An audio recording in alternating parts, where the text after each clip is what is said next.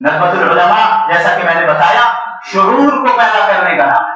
ندوۃ العلماء ایک مشن دیتا ہے. اور یاد رکھیں گے جو آج الہاد کے خلاف میں کام کر پا رہا ہوں اس کی اصل فکر مجھے ندوۃ العلماء سے بھی ملی, اور بالخصوص حضرت مولانا ابوالحسن علی الحسنی الندوی رحمہ اللہ کی تحریروں سے ملی. جب آپ حضرت کی تحریروں کو پڑھیں گے تو آپ کو اندازہ ہوگا کہ مغربی تہذیب کے خلاف وہ کب لکھ رہے ہیں. ایسا محسوس ہو رہا ہے کہ شاید آج کے لیے وہ لکھ رہے ہیں.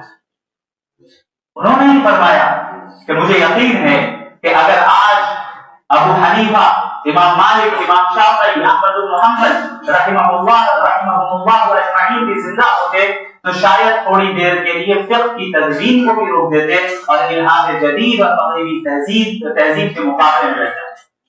حضرت نے یہ فکر دی, حضرت کی تحریروں سے یہ فکر ملی, ندوۃ العلماء سے یہ فکر ملی. پھر اس فکر کو لے کر میں آگے کچھ کام کر پایا اور کر رہا ہوں. اللہ رب العالمین سے دعا کروں کہ اللہ مجھ سے بھی اور آپ سب سے دین کا کام لیتا رہے.